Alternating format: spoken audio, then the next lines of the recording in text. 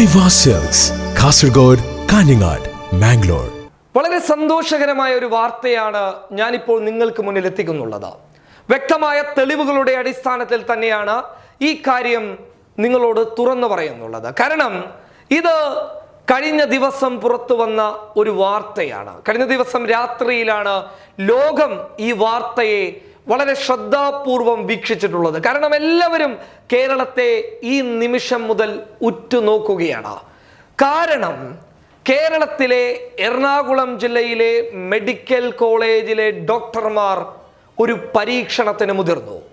ആ പരീക്ഷണം പരിപൂർണമായും വിജയിച്ചു എന്നുള്ളതാണ് നമുക്ക് മുന്നിൽ ഇപ്പോൾ ലഭിച്ചിട്ടുള്ള റിപ്പോർട്ടുകളുടെ അടിസ്ഥാനത്തിൽ പറയാനുള്ളത്.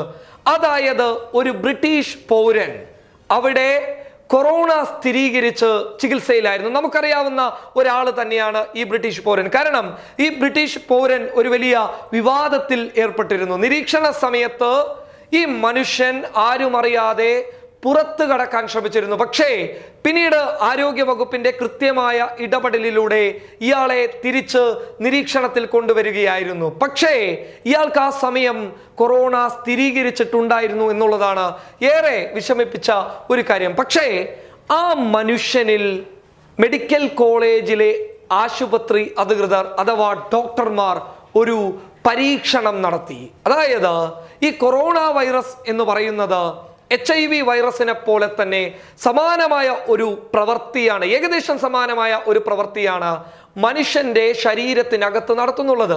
മനുഷ്യന്റെ ശരീരത്തിനകത്ത് ഈ രണ്ട് വൈറസ് കയറിക്കഴിഞ്ഞാൽ മനുഷ്യന്റെ ശരീരത്തിനകത്തുള്ള പ്രതിരോധ ശേഷിയെ തകർക്കുകയാണ് ചെയ്യുന്നുള്ളത്. അതിനാൽ തന്നെ എയ്ഡ്സ് രോഗികൾക്ക് കൊടുക്കുന്ന മരുന്ന് കൊറോണ ബാധിച്ചിട്ടുള്ള ഈ ബ്രിട്ടീഷ് പൗരനിലും ഒന്ന് പരിശോധിച്ചു നോക്കി, ഒരു പരീക്ഷണം നടത്തി നോക്കി.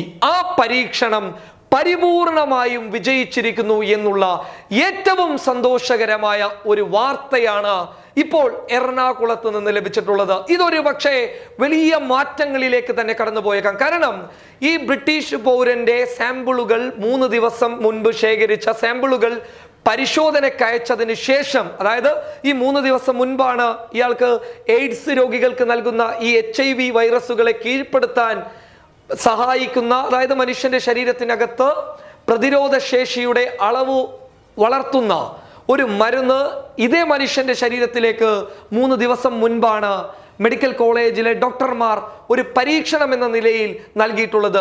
ആ പരീക്ഷണ നിലയിൽ നൽകിയ ആ സമയത്തെ ഇദ്ദേഹത്തിൻ്റെ സ്രവം മറ്റുള്ള കാര്യങ്ങൾ പരിശോധനയ്ക്ക് അയച്ചപ്പോൾ ആ പരിശോധനാ ഫലം എന്ന് പറയുന്നത് നെഗറ്റീവാണ്.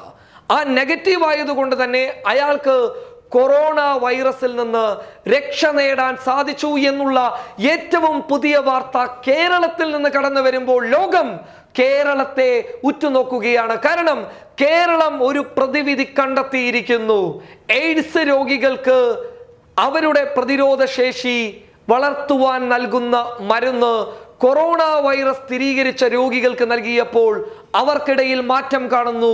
അവർ കൊറോണ വൈറസിനെ പ്രതിരോധിച്ച് പൂർണ്ണ ജീവിതത്തിലേക്ക് കടന്നു വരുന്നു, പൂർണ്ണ ആരോഗ്യത്തിലേക്ക് കടന്നു വരുന്ന ഒരു സാഹചര്യം ഉണ്ടാകുന്നു. അതിനാൽ തന്നെ നമുക്ക് ഈ പരീക്ഷണത്തിന് മുതിർന്ന എറണാകുളം മെഡിക്കൽ കോളേജിലെ ഡോക്ടർമാർക്ക് ഒരു ബിഗ് സല്യൂട്ട് കൊടുക്കാം. എന്തായാലും ഇത് ഇനിയുള്ള രോഗികളിൽ പരിശോധിച്ചു കഴിഞ്ഞാൽ അഥവാ പരീക്ഷിച്ചു കഴിഞ്ഞാൽ നമുക്ക് വിജയമുണ്ടാകുമോ എന്നുള്ളത് കാത്തിരുന്ന് കാണാം. പക്ഷേ നിലവിലെ റിപ്പോർട്ടുകൾ അനുസരിച്ച് ഈ മരുന്ന്, ഈ പ്രതിരോധം പൂർണ്ണമായും ഫലിച്ചിരിക്കുന്നു എന്നുള്ളത് തന്നെയാണ് നമുക്ക് ലഭിക്കുന്നത്. അതിനാൽ തന്നെ നമുക്ക് പ്രതീക്ഷയോടെ കാത്തിരിക്കാം. ലോകം ഉറ്റുനോക്കിയ കൊറോണ വൈറസിന് കേരളം പ്രതിരോധം തീർക്കുമോ എന്നുള്ളത്. News desk public Kerala.